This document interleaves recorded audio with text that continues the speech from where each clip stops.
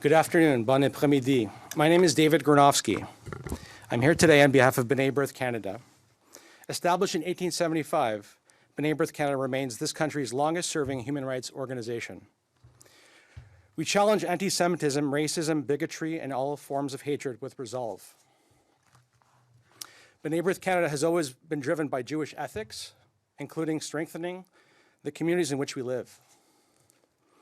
We support the well-being of Jewish Canadians and all other Canadians in need, including refugees from around the world, Indigenous communities, interfaith and intercultural groups, vulnerable populations, and seniors. Most recently, B'nai Brith Canada stood in solidarity with our Iranian community in Canada as they advocate for a free Iran and a better future for the Iranian community, people. Tomorrow, as we mark International Holocaust Remembrance Day, we are confronted with the reality that remembrance is not enough and that government action is needed now. Canada is currently experiencing an escalating and unprecedented crisis of anti-Semitism. In response, we are here today to call for urgent and concrete action from the Prime Minister and the federal government.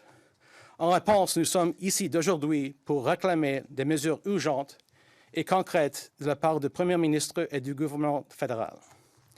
Joining me today is our Chief Executive Officer, Simon Wolle, as well as our Regional Director for Quebec and Atlantic Canada, Paola Samuel, along with members of Ottawa's Jewish community who are here standing with us in solidarity. I also want to acknowledge the courage of those standing with us here today. Mordechai Brott, Dr. Nellie Kaplan-Mirth, Olivia Milakovsky, and Daniela Fuchs. Each has been personally impacted by anti-Semitism, and their presence is not only to be viewed as isolated incidents to understand and to learn from, but also as being illustrative of a national pattern to be addressed. Simon Wolle will begin with remarks in English, followed by Paola Samuel in French. B'nai Brith Canada will then take questions from the media. B'nai Brith Canada répondra ensuite aux questions des médias. It is now my privilege to invite Simon Wolle, B'nai Brith Canada's CEO, to speak. Thank you.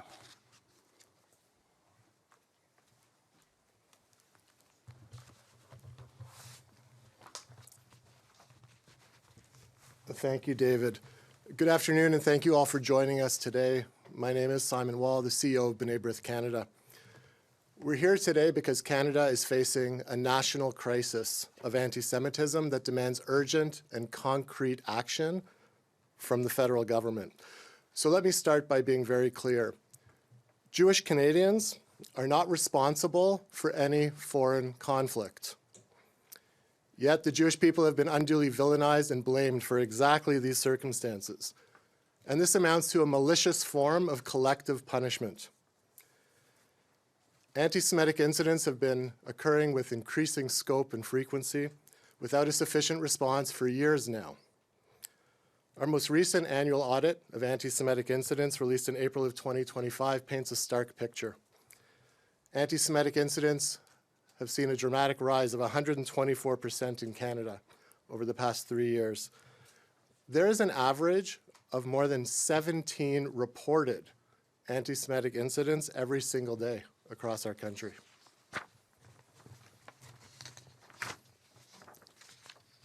The epidemic of anti-Semitism throughout the country is now pervasive, with Jewish Canadians being targeted at schools, campuses, synagogues, community centers, workplaces, businesses, and neighborhoods all across Canada. Direct face-to-face harassment, intimidation, threats, and physical acts, including violence, have become alarmingly normalized. We have witnessed violent extremist terrorist plots to kidnap and murder Jewish Canadians. Online harassment remains largely unregulated. It perpetuates lies about Jews. It negatively affects our youth and our education system and is growing increasingly out of control, casting an even darker shadow on the lengthy shadow cast by October 7th, 2023. Jewish students of all ages across Canada, including Olivia and Daniela standing here in solidarity today, are amongst those on the front lines of this crisis. They face vandalism, harassment, and intimidation, from anti-Semitic graffiti and defacement of Jewish symbols to verbal and physical threats. These incidents, though often reported, are too often dismissed by academic leaders, police, government, school boards, parent-teacher groups, and others, and not because they are in any way minor, but because systemic and internalized anti-Semitism has taken hold of too many Canadian institutions, including at the highest levels of academia, media, unions, and school boards. At universities, colleges, high schools, and elementary schools across Canada, the climate of fear is affecting students' mental health and academic success and progress. And no student should ever have to choose between their safety or attending class, or whether it is safe for them to wear a Star of David, or whether they can participate fully in everyday Jewish life. And the student experiences are not isolated. They are part of a nationwide pattern illustrating a national crisis. And if no actions are taken to redress this bigotry and its harm to Canadian Jews, and in turn, all Canadian values, then we fear that this sends a really dangerous message to Canadians that hate against a minority group is not only acceptable, but welcome. Other recent examples from right here in Ottawa illustrate the personal cost. Mordechai Brott was verbally harassed in a restaurant just for having discussions related to travel in Israel. Dr. Neely Kaplan-Murth has been subjected to repeated harassment and threatening anti-Semitic messages. In fact, the situation was so severe it led to multiple criminal charges and convictions. These are just snapshots of a systemic issue. Historical dangerous tropes are being normalized: racial anti-Semitism, religious anti-Semitism, political anti-Semitism, the most contemporary form of the world's oldest hatred, are all becoming a part of everyday Canadian life. So while Canadian leaders often speak in condemnation, action has lagged. And while legislative reform initiatives are welcomed, they're not enough. In my recent letter of January 15th to the Prime Minister that I am holding here in my hand today, I stressed that Canada cannot wait for a tragedy like the Bondi terrorist attack or the Manchester attack to act here at home. Even the Canadian Security Intelligence Service has recently warned that a violent extremist attack against Canada's Jewish community is a realistic possibility. So silence and inaction from all levels of government, community leaders, and civil society is no longer acceptable, and the Government of Canada must show leadership by acting now. And there are two immediate steps the federal government must take. First, we are calling for a federal royal commission on anti-Semitism in Canada. And such an independent commission would investigate anti-Semitism across the country as a national concern, examine and evaluate the scope of the threat, contextualize the historical and current sources and instigators of anti-Semitism, and provide clear and practical recommendations for immediately protecting Jewish Canadians and Canadian values.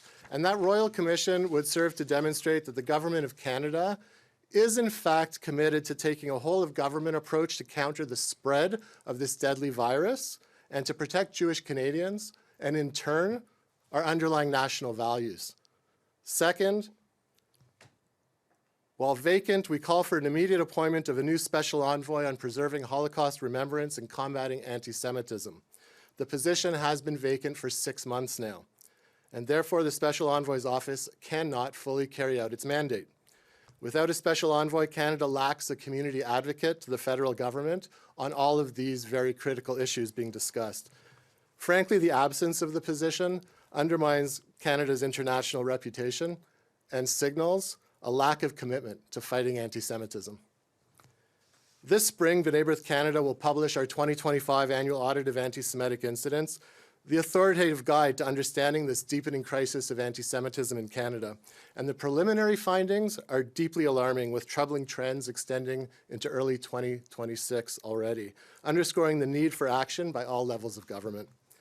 The time to act is now, for the safety, dignity, and security of Jewish Canadians, and for the moral integrity of Canada itself.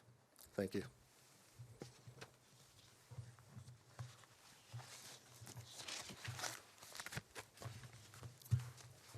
please, Paola. Bonjour. Je me présente, je suis Paola Samuel, la directrice régionale de Québec et le Canada Atlantique. Comme vous avez bien entendu, nous sommes réunis parce que le Canada fait face à une crise nationale de l'antisémitisme qui exige des mesures urgentes, concrètes et décisives de la part du gouvernement fédéral. C'est une crise grave qu'on ne peut pas ignorer. Soyons clairs, les Juifs du Canada ne sont pas responsables d'aucun conflit étranger et d'aucune tension géopolitique. Pourtant, à travers le pays, ils ont été injustement stigmatisés et tenus responsables de situations que ne relèvent aucunement d'eux. Il s'agit d'une forme pernicieuse et punition collective. Depuis plusieurs années, les incidents antisémites se multiplient, tant en fréquence qu'en gravité, sans réponse adéquate. Notre plus récent rapport annuel des incidents antisémites, publié en avril de 2025, brosse un portrait alarmant. Les incidents antisémites ont augmenté de 124% au Canada au cours des 3 dernières années. On recense en moyenne plus de 17 incidents antisémites par jour à l'échelle nationale. Cette réalité est persistante et généralisée dans l'ensemble du pays, où des Canadiens juifs sont pris pour cibler dans les écoles, les campus, les synagogues, les centres communautaires, les milieux de travail, les commerces et les quartiers d'un océan à l'autre. Au Canada, les agressions directes, l'intimidation et les menaces contre les Juifs deviennent de plus en plus courantes. On voit aussi des actes très graves, des agressions physiques, des menaces de mort, des tentatives de meurtre, du vandalisme et même des projets d'attentats. Cette violence se banalise, elle devient malheureusement normale. La haine en ligne augmente elle aussi. Elle diffuse de fausses informations et pousse certaines personnes vers la radicalisation. Elle est encore très peu contrôlée. Tout cela ajoute à la violence et l'intimidation déjà présentes dans un contexte encore marqué par les événements du 7 octobre 2023. Les élèves et les étudiants juifs partout au Canada sont en première ligne de cette crise. Ils font face au vandalisme, au harcèlement et à l'intimidation, graffitis antisémites, profanation des symboles juifs, menaces verbales et physiques. Trop souvent, même lorsque ces incidents sont signalés, ils sont minimisés ou ignorés au lieu d'être pris au sérieux. Dans les universités, les collèges ainsi que dans les écoles primaires et secondaires, ce climat ne peut porter atteinte à la santé mentale des élèves et comportement de la réussite scolaire. Aucun élève ne devrait avoir à choisir entre la sécurité et le fait d'assister à ses cours. Aucun élève ne devrait craindre de porter une étoile de David, ni de se sentir intimidé au point de ne pas pouvoir vivre pleinement son identité juive. Ces témoignages ne sont pas des cas isolés. Ils font partie d'un problème national. Ils montrent que l'antisémitisme touche maintenant toutes les institutions, les établissements d'enseignement et les communautés partout au pays. Ces situations ne sont pas isolées. Elles font partie d'un problème national. Elles montrent que l'antisémitisme est maintenant présent partout. Si nous n'agissons pas, nous envoyons un message dangereux que la haine envers une minorité, pourtant profondément liée à l'histoire du Canada, serait acceptable. Le silence et l'inaction ne sont plus acceptables. Des exemples récents, ici même à Ottawa, illustrant le coût humain de cette réalité. Mordechai Brith a été confronté verbalement dans un restaurant pour avoir évoqué un voyage en Israël. Le docteur Neil Kaplan-Murphy, médecin de famille et ancien commissaire scolaire, a subi du harcèlement et des menaces antisémites à la répétition. La situation était si grave qu'elle a mené des accusations criminelles et les condamnations. Ces situations révèlent un problème profond. Partout au Canada, des Canadiens juifs font face à des menaces, à la violence et à l'intimidation dans leur vie quotidienne. Des stéréotypes dangereux deviennent acceptés et l'antisémitisme racial, religieux et politique s'installe dans le quotidien. Cette crise ne date pas d'hier. Bien que les dirigeants canadiens dénoncent régulièrement ces actes, les actions concrètes tardent, les initiatives législatives sont nécessaires, mais elles demeurent insuffisantes. Dans notre lettre du 15 janvier au Premier ministre, nous l'avons averti que le Canada ne peut pas attendre une tragédie comme à Bondi ou à Manchester pour agir. Nous lui avons aussi rappelé que selon le Service canadien de renseignement de sécurité, une attaque extrémiste visant la communauté juive ici au Canada est un risque réel. Le gouvernement du Canada doit faire preuve de leadership et en agissant sans délai, 2 mesures s'imposent d'urgence. Premièrement, une commission royale d'enquête fédérale sur l'antisémitisme au Canada indépendante qui aurait le mandat de enquêter sur l'antisémitisme partout au pays, mesurer l'ampleur de la menace, analyser les sources et les responsables de l'antisémitisme passé et actuel, formuler des recommandations claires et concrètes pour protéger immédiatement les Juifs du Canada et assurer leur sécurité à long terme tout en défendant les valeurs canadiennes. Cette commission royale servirait à montrer que la crise de l'antisémitisme est une préoccupation nationale, documenter l'ampleur de l'antisémitisme partout au pays et démontrer que le gouvernement du Canada agit de façon coordonnée pour freiner l'antisémitisme et protéger la sécurité et le bien-être des Canadiens juifs, ainsi que nos valeurs fondamentales. Deuxièmement, nomination immédiate d'un envoyé spécial contre l'antisémitisme. Le poste est vacant depuis le 17 juillet 2025. Sans envoyé spécial, le bureau ne peut pas remplir son rôle. Alors, en l'absence de cette personne, le Canada n'a plus de voix officielle pour représenter la communauté juive auprès du gouvernement fédéral sur les enjeux liés à l'antisémitisme et à la mémoire de l'Holocauste. Chaque jour qui passe que ce poste reste vacant, les Canadiens juifs sont privés de cette voix essentielle au sein du gouvernement. Cette situation affaiblit la crédibilité internationale du Canada et donne l'impression d'un manque d'engagement dans la lutte contre l'antisémitisme. Au printemps, B'nai Brith publiera son rapport annuel 2025 sur l'incident antisémite. Les premières données sont alarmantes et montrent que la situation continue de se détériorer en 2026. Cette situation exige une action de tous les niveaux du gouvernement. L'antisémitisme est présent, persistant et en croissance. Il vise à s'imposer et doit être stoppé. Il faut regarder la réalité en face. Il faut agir avec les experts et la communauté juive en mettant en place des mesures concrètes. Le moment d'agir est maintenant. Pour créer une commission royale sur l'antisémitisme et pour nommer immédiatement un envoyé spécial. Le moment d'agir, c'est maintenant, pour assurer la sécurité et dignité des Canadiens juifs et pour défendre les valeurs fondamentales du Canada. Merci. Merci. Thank you. We will now take questions from journalists on Zoom. If you have a question, please use the raise hand function. As usual, one question, one follow-up. Pour les journalistes présents sur Zoom, si vous avez une question, s'il vous plaît, utilisez la fonction main levée, comme à l'habitude. Une question et une question de suivi. Dylan Robertson, please go ahead. Hi, thanks for taking our questions.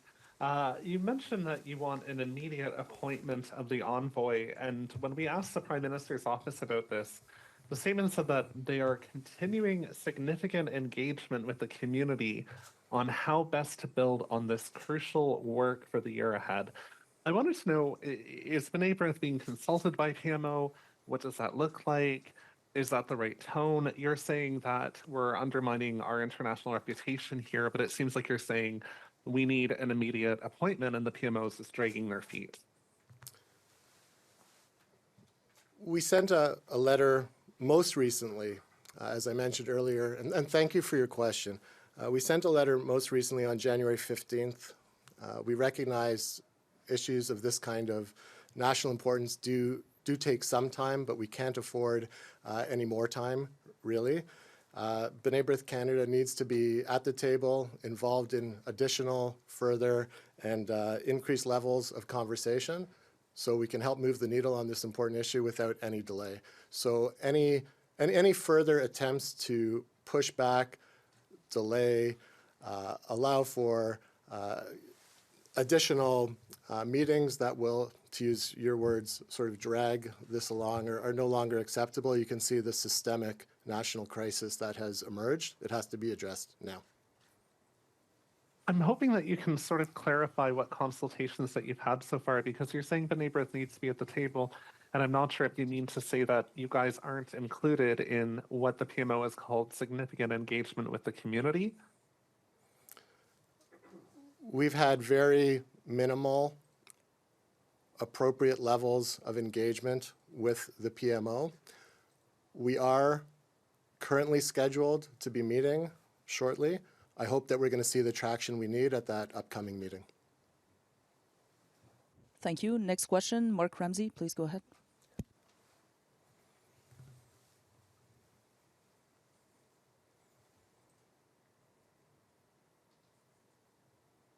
Hello, thanks for taking my question. I'm just wondering, with respect to Bill C9, the anti-hate bill, I'm just wondering what you guys make of the Conservatives opposing that bill and not letting it get passed through the Justice Committee. They've typically been, champions of fighting anti-Semitism or pushing forward some of the measures that you guys have called for. But on this one, they are obstructing it. So I'm just wondering what your thoughts on that are.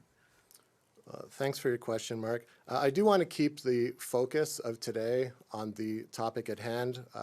With that said, I will offer that we'd like to see a nonpartisan approach to Bill C9, important legislation that we support with appropriate amendments. We think it's critical for all of Canada's representation, all of our leadership to get on board and put our hands together and make sure that we move matters forward that are going to help solve this problem, including Bill C9 with appropriate amendments. Thank you. And on the envoy, I'm just wondering, there's been some people, the Conservatives and some even Liberals who've said that it might be best to just scrap, the special envoy positions, both for anti-Semitism and the Islamophobia one. What do you make of that suggestion? I think the answer to that question would depend on what those positions collapse into. If those positions would collapse into some alternative, meaningful form of getting to where we need to go, then certainly we'd be open to hearing about that. And certainly there are many possibilities of circumstances where we could be supporting that. But while we have a vacancy, the position needs to be filled immediately. Thank you. Next question, Kristen Schmitz, please go ahead. Good afternoon. Could you tell us, please, what you would see as the most important things in law reform and legal enforcement that you would like to see? Where are we falling down and what needs to happen right now? We think there needs to be a whole of government approach to tackling the problem. We need people to be willing to sit down at the table together to recognize that the problem is systemic and national. And we think that one of the ways we can achieve the goals that we need to achieve are with our two asks that we've put forward today. Because the national, the infiltration really of this Jew hatred virus into our national culture undermines all of Canada's values. It's not what we stand for in this beautiful country, and we need to fix the problem. And that means everybody saying we're willing to sit down together, acknowledge the problem, and address it.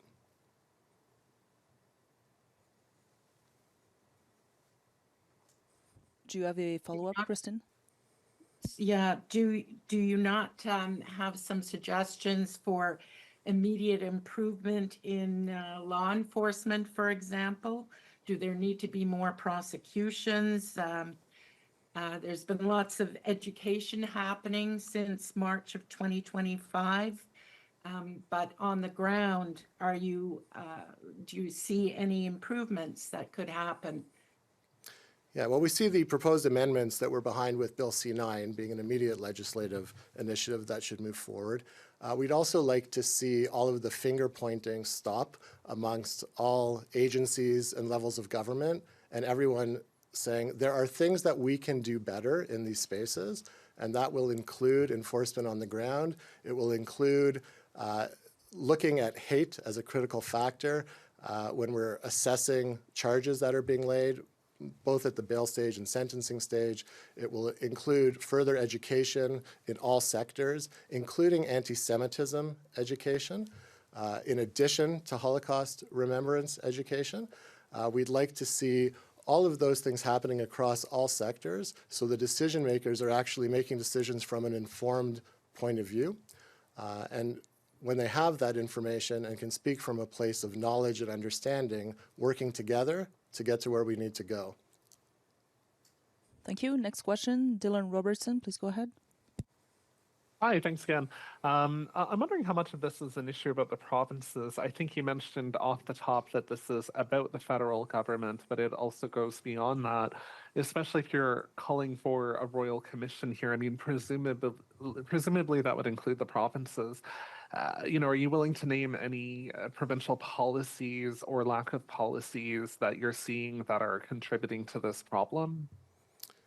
So I won't name any specific policies today that are contributing. What I will say is that we're seeing the problem permeate into every province and territory across our vast country. We're seeing, like I mentioned earlier, 17 or more reported incidents a day. We're seeing daily lives of Jewish people being impacted. We're seeing the values that Canada stands for being eroded and undermined across the country. So we know that there are systemic problems. We can spend time finger pointing on, is it their fault, is it their fault, or their fault? And the only way we're going to get to the bottom of that is with the Royal Commission that we're asking for, which will have the authority and scope to actually properly answer those questions. And we want to do that before there is a terrorist attack like we've seen in other countries around the world, not in response to it. Thank you. And I just wanted to get a sense of, ever since the ceasefire of sorts came into place last October, if there has been any change. We know that the conflict itself is showing up less in media. I'm just wondering, in terms of anti-Semitic incidents, I mean, clearly this is still happening, but I'm just wondering if the nature, the character, or the rate of it has, gotten worse or the opposite, or if there's been any change since October of last year. Well, certainly the statistics show us that it has not improved. In fact, it's continued to progress and decline. I mentioned earlier our preliminary findings in our most recent work being done for the current annual audit on anti-Semitic incidents is not promising. It shows reason to be very concerned. We're also seeing an increase at exponential levels in this newest form of contemporary anti-Semitism, political anti-Semitism. So the collective and malicious punishment of the Jewish people across Canada for people's opinions on geopolitical issues and foreign conflicts around the world. So all of those factors have certainly shown us that the situation is getting worse and not better. Next question, Kristen, please go ahead. Yeah, are the existing criminal laws against that would impact anti-Semitic incidents being adequately prioritized and enforced in Canada? Certainly, we would say that there needs to be more enforcement across Canada. We think that there are elements of the criminal code that have sufficient teeth to warrant stronger enforcement that we're not seeing. And we have a lot of questions as to why that's the case. We also think that that doesn't sit in a mutually exclusive space to saying it will help to name additional elements of hate in our criminal code, to take away any ambiguity, and to certainly give more authority for action and enforcement at the ground level. Thank you. And last question, Mark Ramsey, please go ahead.